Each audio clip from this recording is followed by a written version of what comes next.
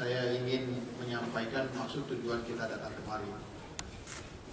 Bapak Bupati dan Bapak Ibu sekalian, Malaka ini dari kacamata kepolisian ini mempunyai nilai yang sangat strategis. Kenapa? Kita juga berbatasan dengan negara tetangga, kemudian kompleksitas permasalahan masyarakat Malaka juga banyak.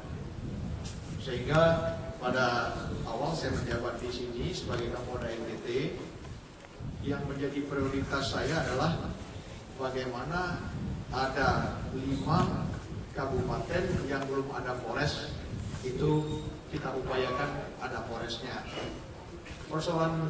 Persoalannya adalah kita bisa menyiapkan Polres, tetapi kita tidak punya kantor, kita tidak punya personil. Bagaimana caranya?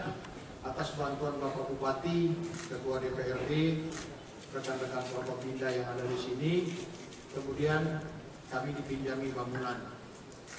Untuk sementara waktu kami bisa berkantor. Tinggal bagaimana Polda menyiapkan personil yang akan mengawaki itu Polres. Ini alhamdulillah jadi. Ini sudah jalan bulan ke berapa nih Pak?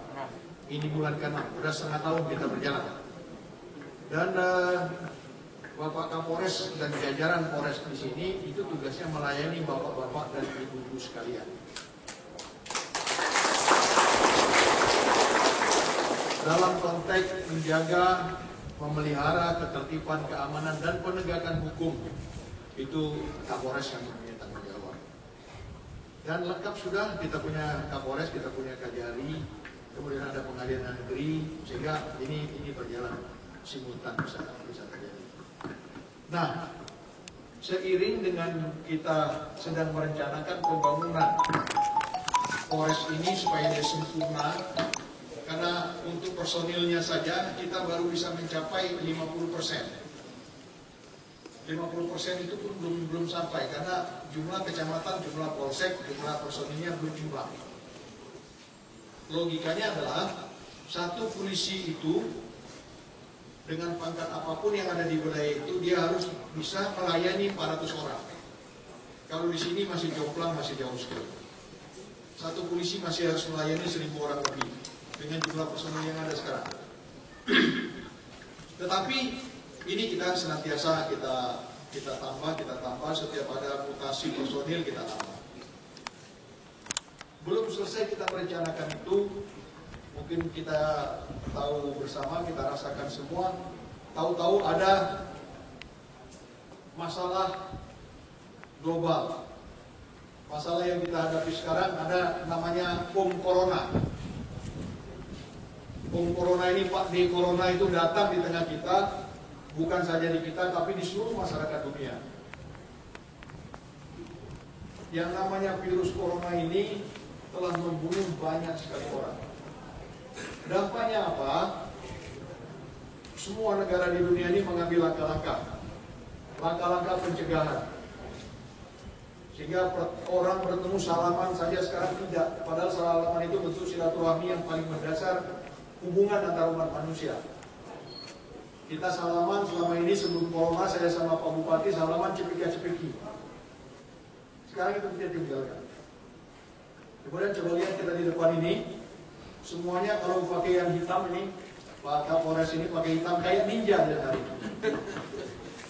Ini semua karena kita concern kita jangan sampai kita kena penyakit. Sebab yang bisa menjaga diri kita itu bukan orang lain. Kayak beliau bukan saya yang menjaga. Saya ada di Kupang, bukan Pak Bupati. Pak Bupati ada di rumah jabatan, ada di kantor. Yang bisa menjaga beliau agar tidak kena penyakit beliau sendiri. Nah, tapi dampaknya karena seluruh dunia memperlakukan sama, kemudian ada pengetatan orang keluar masuk, orang harus diperiksa, ada orang yang harus rapid test, kemudian orang yang terkena harus diisolasi, akhirnya berdampak kepada kehidupan ekonomi dan sosial kita. Di kota-kota besar, industri, pabrik, itu banyak yang hampir gulung tikar. Kita lihat pesawat terbang tidak masuk lagi ke wilayah kita karena ada pembatasan-pembatasan. Akibatnya transportasi juga lumpuh. Kemudian penerbangan, industri penerbangan juga lumpuh. Mal-mal ditutup, ekonomi, retail dan lain juga terdampak. Nah, paling ke bawah lagi karena banyaknya pengangguran, banyaknya tenaga kerja yang tidak produktif juga terdampak. Secara nasional juga ada dampaknya, pertanian juga terdampak. Bapak-bapak ibu sekalian juga terdampak. Yang jagung mungkin 3 kali panen, mungkin sekali ini 2 kali sudah hebat. Semua kita konsentrasi dengan penyakit ini. Nah, untuk itulah kami diperintahkan oleh Mabes Polri sejauh mungkin, sebanyak mungkin kita bisa membantu seluruh masyarakat yang terdampak langsung maupun tidak langsung. Untuk kita ketahui semua, masyarakat yang selama ini kehidupannya biasa-biasa, yang ekonominya menurun banyak. Terima kasih. Kami juga melaporkan bahwa beberapa waktu yang lalu Pak Kapolres bersama dengan anggota itu juga berkeliling ke desa-desa untuk sisir masyarakat yang tidak dapat bantuan atau mendapatkan berita di surat kabar bahwa ada yang mengeluh kalau tidak mendapatkan bantuan. Beliau itu menyisir untuk menyerahkannya. Kami menyampaikan terima kasih atas kepedulian ini. Juga kami dari pemerintah daerah juga menyampaikan terima kasih karena bantuan ini banyak. Ada yang dapat beberapa kali, ada yang belum dapat. Tapi bukan karena beberapa kalinya, tetapi ini adalah kepedulian. Karena semua yang diberikan pasti berguna untuk rakyat. Kami minta terima kasih kepada Bapak Kapolda bersama dengan jajarannya yang hari ini telah datang. Dan kami tahu Bapak hari ini mulai tadi malam, mulai kemarin sore sampai dengan tadi pagi itu perjalanan sampai di Melaka, dan hari ini akan melakukan lagi perjalanan menyusuri daratan timur sampai kembali ke Kupang dan tentu ke pulau-pulau lain. Kami atas nama pemerintah daerah dan masyarakat menyampaikan terima kasih.